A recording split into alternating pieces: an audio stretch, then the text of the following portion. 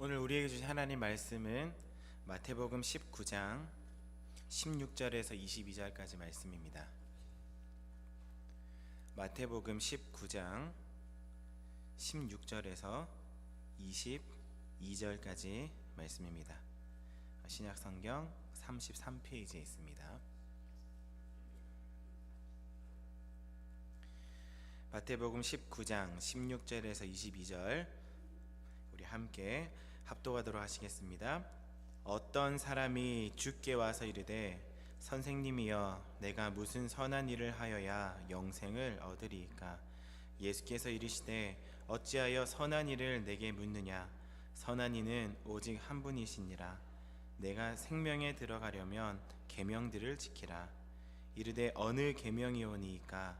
예수께서 이르시되 살인하지 말라, 간음하지 말라, 도둑질하지 말라, 거짓 증언하지 말라, 내 부모를 공경하라, 내 이웃을 내 자신과 같이 사랑하라 하신 것이니라. 그 청년이 이르되 이 모든 것을 내가 지키었사온데 아직도 무엇이 부족하니이까? 예수께서 이르시되 내가 온전하고자 할진대 가서 내 소유를 팔아 가난한 자들에게 주라. 그리하면 하늘에서 보화가 내게 있으리라.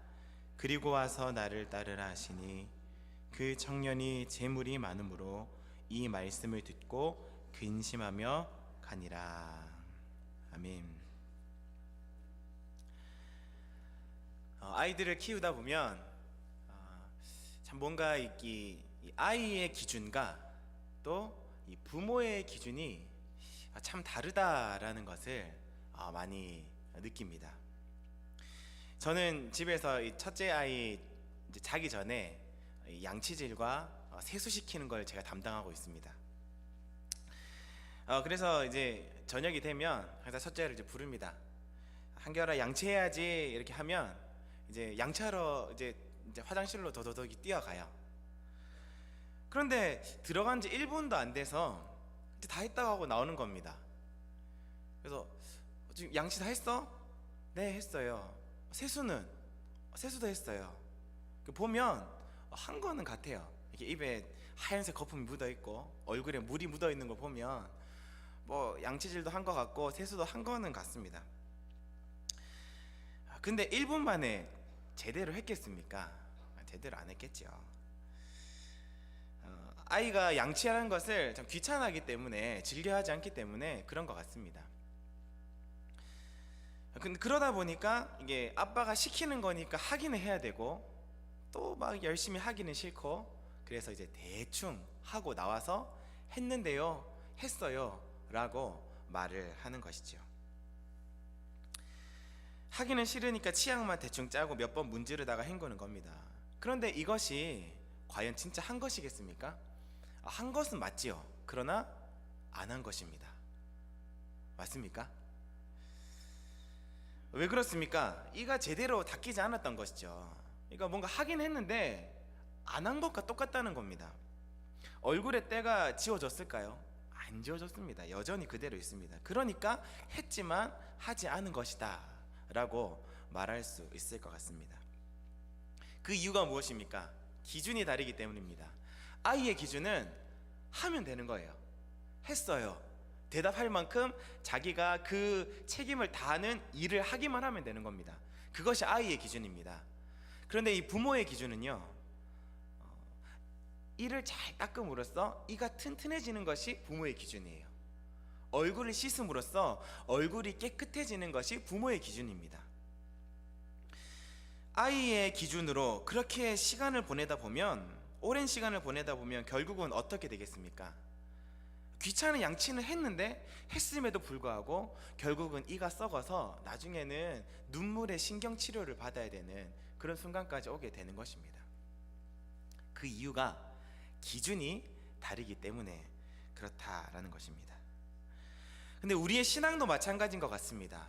사람이 생각하는 그 신앙의 기준과 하나님이 생각하시는 그 신앙의 기준이 이게 다르기 때문에 했으나 하지 않은 그런 신앙의 상황이, 우리의 신앙의 상태가 혹시 그런 상황이 아닌지 한번 생각을 해봅니다. 오늘은 한 청년이 예수님께 나와서 영생에 대해서 묻는 질문으로 시작하는 본문입니다. 16절 말씀에 보시면 이렇게 나옵니다. 어떤 사람이 주께 와서 이르되 선생님이여 내가 무슨 선한 일을 하여야 영생을 얻으리이까. 어떤 청년이 예수님께 와서 묻습니다. 예수님, 어떻게 하면 영생을 얻을 수 있습니까? 여기에서 보면 이제 어떤 사람이라고 나오는데 본문 뒤쪽에 보면 청년이라고 나옵니다. 그러니까 이 사람은 이제 어떤 청년이다라고 이야기할 수 있겠습니다. 근데 이 청년은 이 다른 복음서에 보시면요, 어떤 관원, 젊은 관원, 그리고 부자 청년, 사내들인 공회의 공회원, 이렇게 표현되기도 합니다. 이게 다 한 사람입니다. 오늘 본문에 나오는 이 어떤 청년을 뜻하는 것입니다. 근데 이 복음서를 기록한 이 기자들이 어떤 각도에서 보느냐에 따라 이 청년에 대해서 여러 가지로 기록을 하고 있다라는 것이죠. 어쨌든 이 청년은 이 사회적 지위가 아주 높은 사람이었습니다. 왜냐하면 그 당시에 이 사내들인 공회라는 곳은 이 입법과 사법, 이 모든 것을 총괄하는 곳이었습니다. 그러다 보니까 거기에 공회원으로 있다는 그 자체가 이 사람은 아주 엘리트고 이 사람 아주 특출나다라는 것을 알 수가 있는 것이죠. 거기에서 말단이든 아니든 공회원이라는 그 자체가 아주 귀중한 사람이다라는 것입니다. 그것도 젊은 청년이 그렇다라는 것은 이 사람은 정말로 똑똑한 사람입니다. 근데 거기에서 끝나지 않고 또 뭐라고 나옵니까? 부자라고 나옵니다. 아버지의 유산을 많이 상속받았는지 아니면 어떤 장사할 수 있는 그런 능력이 있었는지는 모르겠지만 어쨌든 이 청년은 부자 청년이다라는 것이죠. 이렇게 대단한 사람이 예수님께 나와서 묻는 질문이 무엇입니까? 무슨 선한 일을 하여야 영생을 얻으리까? 이렇게 묻는 것입니다. 젊은 청년이 예수님 앞으로 와서 묻는다는 질문이 뭐냐면, 예수님, 어떤 선한 일을 하면 영생을 얻을 수 있겠습니까? 라고 하는 질문을 한다는 겁니다. 이런 질문을 한다는 게 참 놀랍지 않습니까? 젊은데도 이렇게 영생에 대해서 심오하게 접근한다는 것은 드문 일이거든요. 요즘 교회 청년들이 만약에 예수님 앞에 와서 질문을 한다라고 하면 어떤 질문을 던지겠습니까? 예수님, 취직을 어떻게 하면 할 수 있을까요? 예수님, 너무 외로운데 결혼을 어떻게 하면 할 수 있을까요? 이런 종류의 질문이지 않겠습니까? 그런데 이 젊은 청년은 영생을, 거기다가 어떤 선한 일을 하여야 영생을 할 수 있겠습니까? 라고 질문을 하고 있다라는 겁니다. 그러니까 이만큼 뭔가 기특하기도 하고 좀 참 대단해 보이는 그런 청년인 것 같습니다. 그리고 이 청년의 또 하나의 특징은 선한 일에 관심이 많다는 겁니다. 그냥 영생 어떻게 받습니까? 물어본 것이 아니라 어떤 선한 일을, 그러니까 지금 이 청년은 지금 뭔가 선한 일을 하고 있고 관심 있고 그것을 아주 몰두하고 있는 청년이다라는 것을 알 수가 있는 것이죠. 우리가 봤을 때는 뭔가 참 보기 드문 청년인 것 같아요. 참 괜찮은 청년, 다 가진 청년, 사회적으로 지위도 있고 돈도 많고 또 거기다가 아주 진중하게 이 영생에 대해서 생각하고 있는 이 청년인 것 같습니다. 이런 좀 보기 드문 좋은 청년이 와서 질문을 하면 예수님께서 좀 어떻게 대답을 하셨으면 좋았겠을까요? 좀 칭찬도 하시면서 좀 기특해 하시면서 좀 그렇게 대답을 해주셨으면 좋을 뻔한데 그 예수님의 답변은 다른 쪽으로 흘러갑니다. 17절 말씀에 보시면 이렇게 나옵니다. 우리 17절 말씀을 같이 한번 읽어보겠습니다. 예수께서 이르시되 어찌하여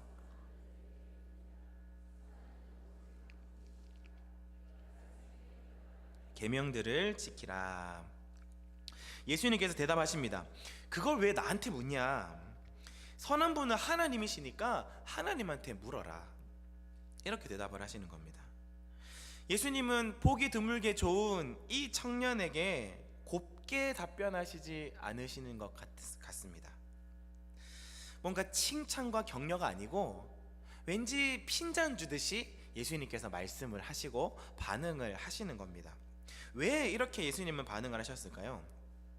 왜 칭찬과 격려가 아니라 핀잔을 주시면서 이렇게 대답을 하셨겠냐라는 질문입니다. 이 질문을 여러분들 머릿속에 하나 탁 잡아 놓으시고 일단은 뒤에서 한번 다뤄보도록 하겠습니다. 일단 다음 구절을 한번 더 살펴보겠습니다. 17절에서 영생을 얻으려면 예수님께서 계명을 지켜라 라고 말씀을 해주십니다. 그러니까 청년이 다시 되묻습니다. 18절에 이르되 어느 계명이오니까, 예수께서 이르시되 살인하지 말라, 간음하지 말라, 도둑질하지 말라, 거짓 증언하지 말라, 내 부모를 공경하라, 내 이웃을 내 자신과 같이 사랑하라 하신 것이니라. 어떤 계명입니까? 묻는 그 질문에 예수님은 10계명에 대한 부분을, 그 10계명에 대한 부분에서도 5계명부터 10계명까지의 내용을 말씀을 해주십니다. 그러니까 여러분들 잘 아시다시피 1계명부터 4계명은 하나님에 대한 부분이죠. 그리고 5계명부터 10계명까지는 인간에 대한 부분입니다. 근데 예수님께서 이 인간에 대한 부분을 말씀을 하시면서 좀 특이한 부분이 있습니다. 혹시 느끼셨습니까? 원래 그 10계명의 5계명은 어떤 계명인지 아십니까? 내 부모를 공경하라. 그런데 5계명부터 시작이 되는 것이 아니라 6계명부터 시작이 됩니다. 5계명은 어디로 갑니까? 9번째로 가 있습니다. 또 이상한 점이 한 가지가 있습니다. 10계명은 뭡니까? 내 이웃의 집을, 내 이웃의 것을 탐내지 마라.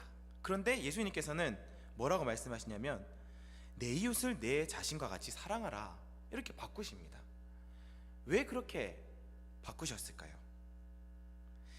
예수님께서 막 혹시 몰라서 그러셨을까요? 아니면은 막 급하게 이야기하시다 보니까 그냥 생각나는 대로 막 이야기하셨겠냐라는 겁니다. 아니라는 걸 아시겠죠? 예수님께서 모르실 리가 있겠습니까? 그런데 왜 이렇게 순서도 바꾸시고 또 내용도 바꿔 가시면서 이 10계명에 대한 계명을 말씀하신 것이겠습니까? 예수님께서 다 알고 계시다라고 하는 것을 전제하에 이것을 살펴보면 예수님은 의도를 가지시고 이것을 바꾸시는 겁니다. 어떤 의도가 있으시냐? 청년에게 맞춤식 이 10계명을 한 번 더 이 청년이 확 받아들일 수 있도록 말씀을 해주시는 거예요. 지키기 쉬운 순서를 쭉 짜맞춰 놓으셨습니다. 살인하지 말라. 그 정도는 뭐 충분히 지킬 수 있을 것 같아요. 간음하지 말라. 그것도요. 도둑질하지 말라. 어렸을 때 좀 해본 것 같은데. 내 부모를 공경하라. 거짓 증언하지 마라. 거짓말하는 것 참 많이 찔리고. 내 부모를 공경하라. 이거 정말로 좀 어려운 것 같고. 또 마지막으로 내 이웃을 내 자신과 같이 사랑하라. 이게 청년이 그 계명들 가운데서 하나하나 지날 때마다 예수님께서 하나하나 말씀하실 때마다 그것을 더 확실하게 확 느낄 수 있도록 말씀을 해주시는 거예요. 그 순서로 쭉 나열해 놓으신 겁니다. 근데 거기에다가 마지막 10계명째는 내용까지 바꾸십니다. 내 이웃의 것을 탐하지 마라가 아니라 내 이웃을 내 몸과 같이 사랑하라. 이 부분에 대해서도 한 번 더 뒤에서 조금 더 다룰 텐데, 어쨌든 예수님께서 이 청년에게 맞춰서 이 청년에게 하시고 싶은 그 분명한 메시지가 이 계명 가운데 있었다라는 것입니다. 청년에게 맞춤식 계명이었다라는 것을 생각해 두시고, 청년의 물음에 예수님께서 10계명에 대한 내용을 가지고 지키라 하셨습니다. 그러니까 이 청년이 그 예수님께서 계명을 쭉 나열해 주신 그 뒤에 대답을 합니다. 20절에 그 청년이 이르되 이 모든 것을 내가 지키었사온데 아직도 무엇이 부족하니까. 예수님, 그거는요 제가 이미 다 지켰거든요. 제가 다 알고 있고 제가 지키고 있는 것 말고 제가 영생을 얻을 만한 그 특별한 선한 일, 제가 어떤 것을 제가 할 수 있을 만한 그런 선한 일을 좀 가르쳐 주십시오 라고 이야기를 하는 겁니다. 뭔가 청년에게는요 갈급함이 있었던 것 같아요. 목마름, 영생에 대한 선한 일은 열심히 하고 있는데 그것이 제대로 영생에 대한 갈급함을 해결해 주지 못하는 지금 그런 상황이 있는 청년입니다. 그러자 예수님께서 말씀하십니다. 21절에 예수께서 이르시되 내가 온전하고자 할진대 가서 내 소유를 팔아 가난한 자들에게 주라. 그리하면 하늘에서 보화가 내게 있으리라. 그리고 와서 나를 따르라 하시니. 그래, 네가 온전하기를 원하느냐?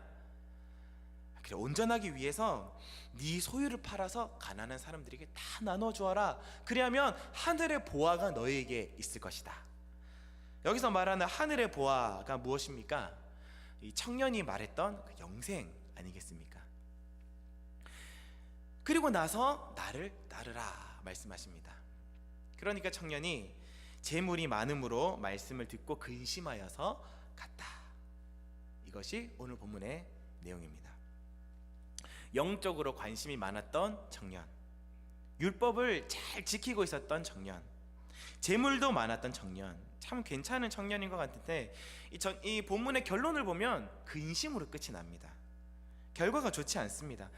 어디선가 예수님과 이 핀트가 틀어져서 예수님께서 말씀하시는 것과 청년이 이야기하는 것이 어디에서 틀어지고 어디에서 문제가 생긴지는 모르겠지만 어쨌든 결과론적으로는 이 청년은 안 좋게 끝이 납니다. 자, 그러면 아까 저희가 머릿속에 심어놓았던 그 질문 꺼내보겠습니다. 예수님께서 이렇게 좋아 보이고 보기 드문 그런 좋은 청년에게 왜 핀잔 주시듯이 반응을 하시고 말씀을 하셨을까? 그리고 왜 마지막에는 근심하며 돌아갔을까? 무엇이 문제였겠습니까? 이 문제를 알기 위해서는 청년이 먼저 고백했던 첫 번째 질문으로 돌아가 보면 되겠습니다. 청년이 와서 어떻게 영생을 얻을 수 있느냐라는 문제에 대해서 어떻게 질문을 합니까? 무슨 선한 일을 하여야 영생을 얻으리까? 라고 질문을 한 것입니다. 무엇이 문제입니까? 영생을 얻기 위해서 이 청년이 먼저 가지고 있었던 그 고정관념, 자기가 가지고 있던 그 관념이 무엇이냐면 어떤 선한 일, 자신의 인생에서 가장 크게 작용하는 이 선한 일을 행하고 주변 사람들에게 보여지고 사람들에게 인정받고 우리에게 주어져 있는 그 계명을 지키는 것, 이것이 자신에게 영생을 가져다 주고 이 마음에 생기는 갈급함과 어려움들을 해결해 줄 것이다 라고 하는 생각을 가지고 있었다라는 것, 그 자체가 먼저 문제가 되는 것입니다. 거기에 대해서 예수님이 대답하시는 것이죠. 영생을 선한 일로 받을 수 있다고? 네가 무슨 선한 일을 행함으로써 어떤 완전한 사람이 되어서 영생을 얻을 만한 그런 선한 사람이 되고자 하는 것이냐? 만약에 그렇다면 네가 계명을 지켜라. 그 계명 안에 다 들어가 있다. 그 계명이 너희에게 그런 말씀을 해줄 것이다 라는 이야기를 해주시는 것이죠. 그것도 순서로 바꿔가면서 청년에게 맞춤식으로 청년이 가장 알아듣기 쉬운 방법으로 그것들을 바꾸어서 설명을 해주십니다. 계명 안에 다 있다. 그러자 청년이 그 말을 듣자마자 나는 다 지켰는데요, 제가 다 지키는 계명 말고 뭔가 특별한 거 예수님 저는 다 지켰습니다. 여기서부터 그 문제가 점점 생기기 시작하는 겁니다. 자신은 이 모든 것들을 다 지켰다라고 말하는 것, 나는 괜찮습니다. 나는 내 할 도리를 다 하고 있습니다. 저는 다 했습니다. 그러니까 다른 특별한 거 주십시오. 그렇게 하는 것이 청년의 문제였습니다. 근데 여러분 잘 생각해 보면 자기가 계명을 다 지키고 율법을 다 지키고 있다는 것이 문제가 됩니까? 성실하게 살고 있다는 것이 문제가 되겠습니까? 예수님께서 괜히 기분 나쁘셔서 그러셨을까요? 고개 빳빳하게 들고 제가 다 지켰는데요, 뭐가 더 부족합니까? 부자고 엘리트고 재물도 많고, 그래서 예수님이 기분 나쁘셔서 그렇게 말씀하신 것일까요? 성실하게 산 것이 문제가 됩니까? 네, 문제가 됩니다. 왜 문제가 됩니까? 기준이 다르기 때문에 그렇습니다. 기준이, 예수님이 네가 다 지켰다고, 성경에는 그렇게 표현은 안 돼 있지만 그런 말을 하는 겁니다. 너가 다 지켰다고 네가 그것을 다 지킬 수 있느냐? 네가 무엇을 기준으로 해서 그것을 다 지켰다고 말을 하고 있지? 청년이 대답합니다. 도둑질하지 않은 것을 가지고 저는 도둑질하지 말라라고 하는 계명을 지켰습니다. 예수님이 말씀하십니다. 네가 네 마음으로 이웃의 것을 탐하는 마음이 도둑질한 것이다. 그런 마음들까지도 내려놓아라. 청년이 말합니다. 저는 살인하지 않았습니다. 제가 살인하지 않았기 때문에 저는 살인하지 말라는 계명을 지켰습니다. 예수님이 말씀하십니다. 네가 형제를 미워하는 것이 살인하는 것이다. 그런 미워하는 마음까지도 내려놓아라. 청년이 이야기합니다. 저는 간음하지 않았습니다. 그래서 저는 간음하지 말라고 하는 계명을 지켰습니다. 예수님 말씀하십니다. 마음에 음욕을 품는 자마다 가늠한 자다. 그런 마음까지도 내려놓아라. 그래서 마지막 계명을 내 이웃을 내 몸과 같이 사랑하라라고 바꾸시면서 겉으로 지키는 그런 계명이 아니라 마음으로까지 그것을 지키고 사랑하는 데까지 이르러라 라고 말씀을 해주시는 것이죠. 무엇이 다릅니까? 기준이 다르다는 겁니다.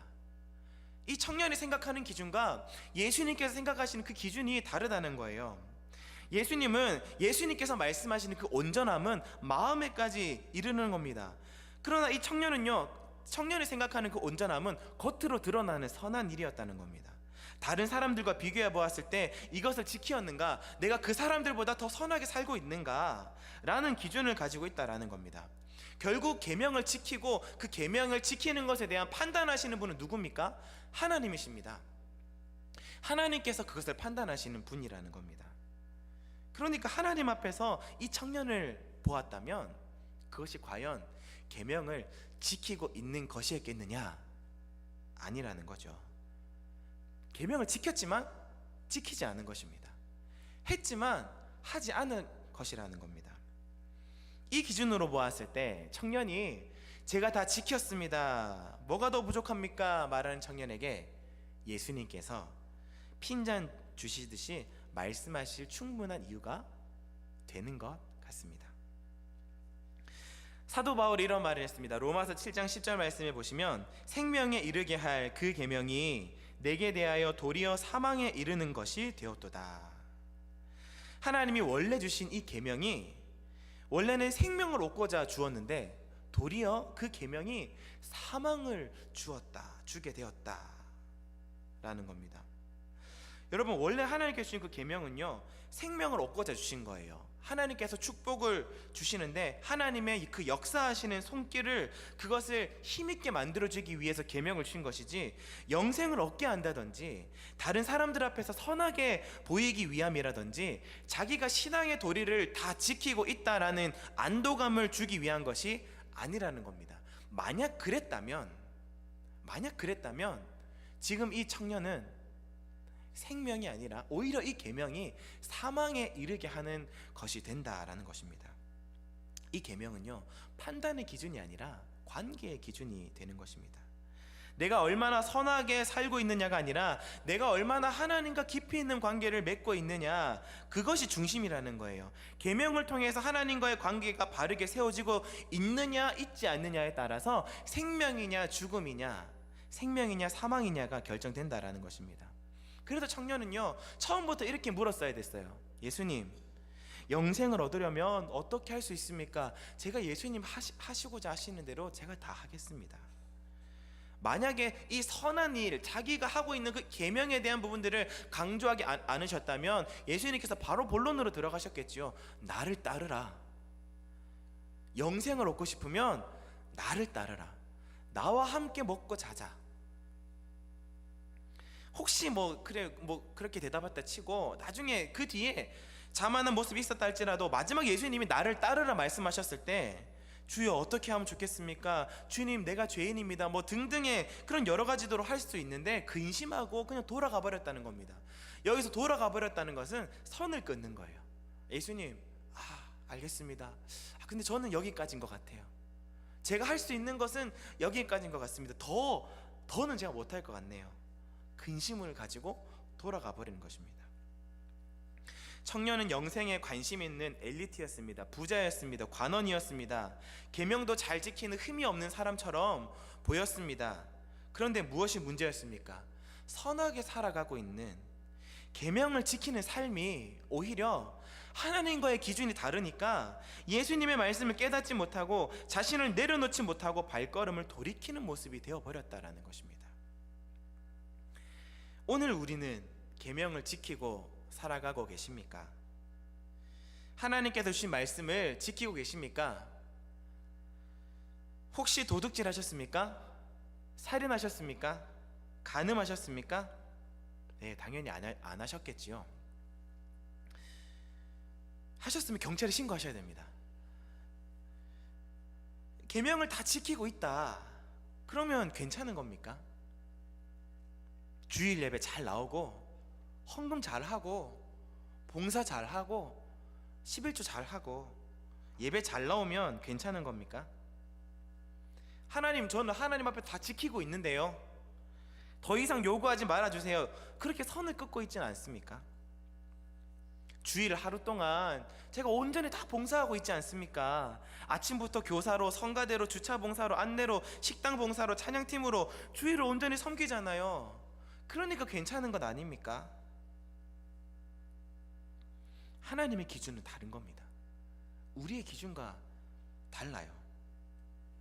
설교를 준비하면서 하나님께서 그 말씀을 제 마음에 주시더라고요. 설교 준비만 하면 괜찮은 거냐? 교회에서 맡긴 사역만 다 하면 괜찮은 거냐? 찬양 인도만 다 하면 괜찮은 거냐? 하나도 안 괜찮다. 하나도 안 괜찮아. 나는 설교를 통해서, 사역을 통해서, 찬양을 통해서 너와 교제하고 너와 만나고 너에게 은혜를 끼치기를 원한다.